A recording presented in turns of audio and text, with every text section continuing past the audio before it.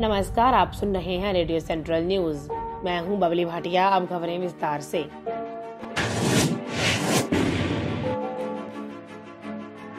देश में वैश्विक महामारी कोरोना वायरस का संक्रमण तेजी से फैल रहा है और पिछले 24 घंटों में कोरोना संक्रमण के 3,525 नए मामले सामने आने के बाद संक्रमितों की संख्या 74,281 हो गई।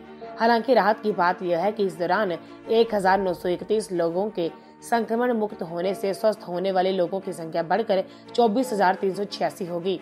संक्रमितों की संख्या 74,000 के पार होने के साथ ही भारत 50,000 से अधिक संक्रमण के आंकड़ों वाले देशों की सूची में 12वें स्थान पर पहुंच गया है।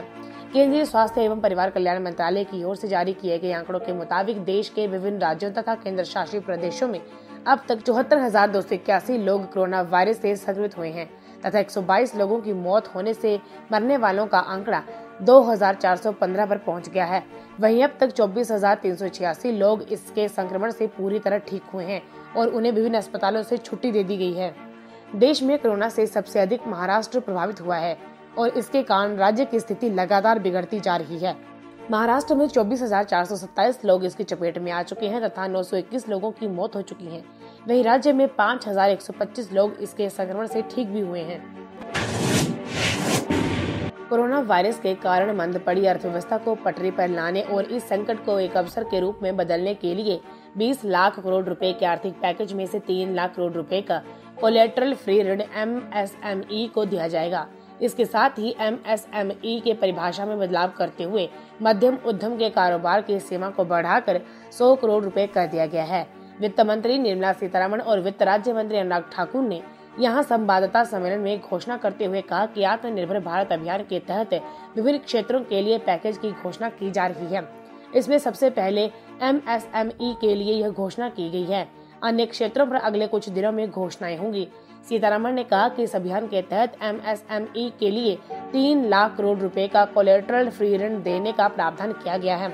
यह ऋण 4 वर्ष के लिए होगा और पहले 1 वर्ष मूलधन का भुगतान नहीं करना होगा। उन्होंने कहा कि इसके तहत 100 करोड़ रुपए के कारोबार वाले MSME को 25 करोड़ रुपए तक का ऋण मिलेगा।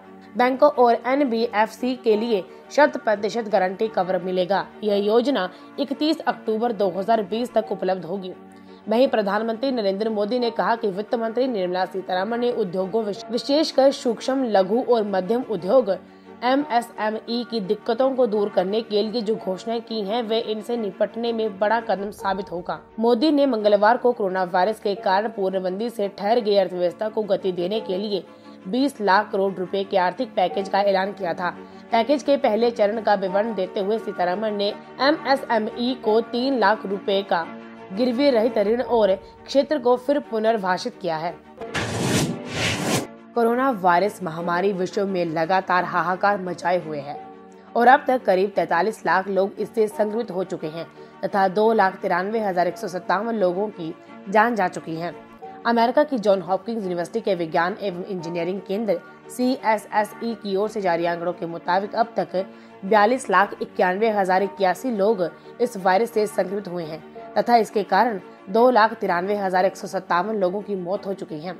CSSE के आंकड़ों के मुताबिक अमेरिका में कोरोना वायरस से दुनिया में सर्वाधिक लोग संक्रमित हुए हैं तथा यहां सबसे अधिक 13 लाख से अधिक संक्रमण के मामले सामने आए हैं।